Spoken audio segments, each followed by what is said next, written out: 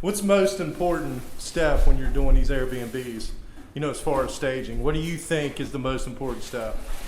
I think being as honest as you possibly can be about the place, and then also making sure that the way you're gonna stage it is useful and livable.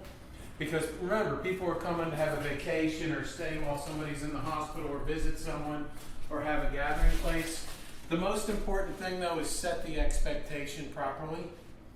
You don't want to set false expectations. The last thing you want is to hide a negative that's blatantly obvious, and then they open the door and they're upset from the beginning. So you're doing that with your pitch, right?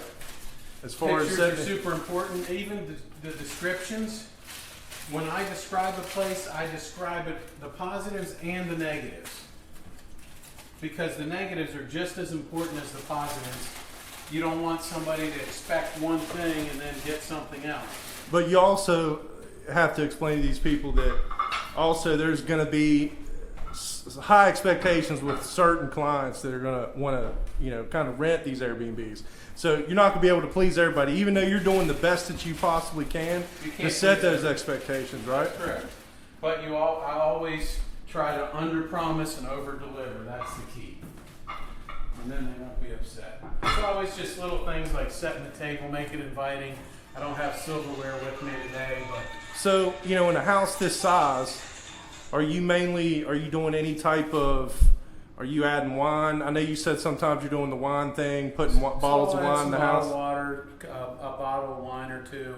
What I've done in the past is I'll go to a place that sells a lot of wine and gives a discount, and I'll find something that's under $10 a bottle, but is really great flavor. I'm not a wine guy, so I rely on the sommelier. So so what? No Coors Light in the fridge? Well, that's for me. So as far as silverware and plates, I mean, do you need? Obviously, you'd want to have enough for this size house. If you have 10 people staying in here, you need to make sure there's probably a little bit more than 10 sets. Wouldn't you agree? And like, say somebody breaks one. Yeah. So right. I have houses where I just provide plastic silverware.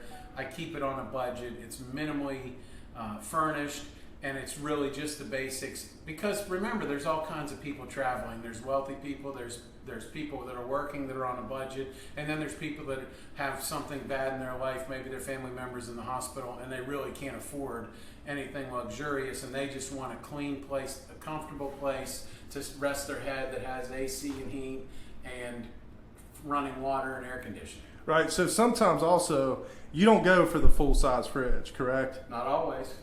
And you're still having best of luck with that too, right? Oh yeah, rent it all the time. I have a 3-bedroom house in Dunbar. I started with 1 king bed in the house, a dorm fridge, and a microwave. No stove, no refrigerator, plastic silverware, a coffee maker. That's it. There's a desk as the dining room table with 4 chairs on it, a couple of nice couches, TV, Wi-Fi, and internet, and that's it. So basically, you don't have to go buck wild, as they would say in West Virginia.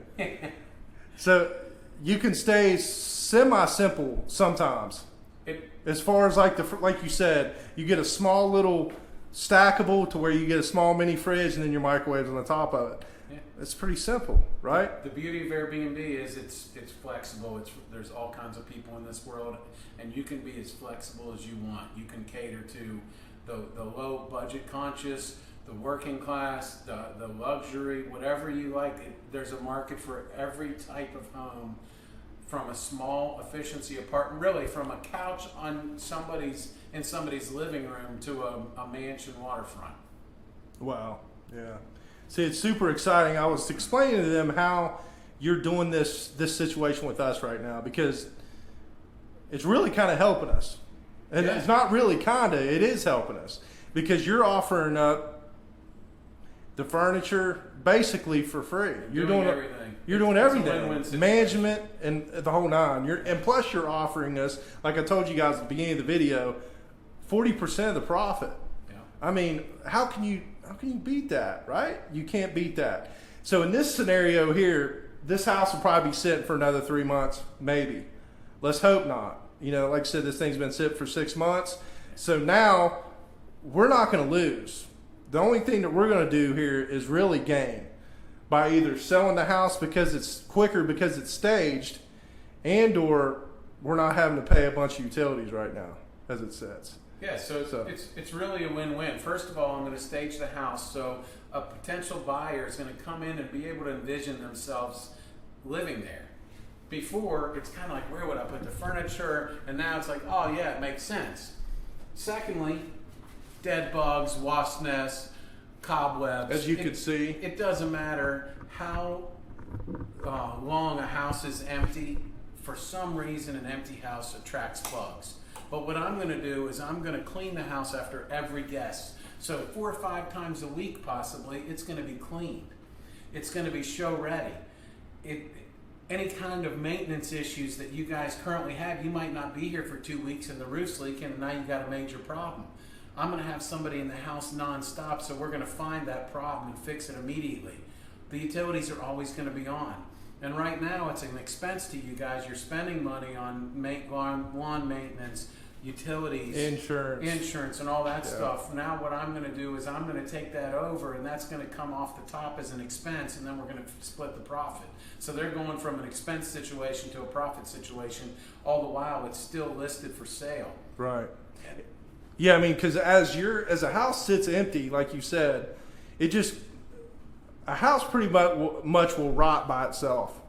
Let's just say that. If it's sitting by itself, it's going to rot by itself. So in situations like this, if you're not coming in here and turning the water on all the time, you have an older house like this, even though that we've changed out a lot of the supply lines, faucet sets, you get a little bit of dirt or rust inside one of these faucet sets, it ruins it. Yeah. So with constant running of water, maintenance, cleaning on the home, like Charles said, you're going to catch and help the situation by not letting the house sit here and decay, basically.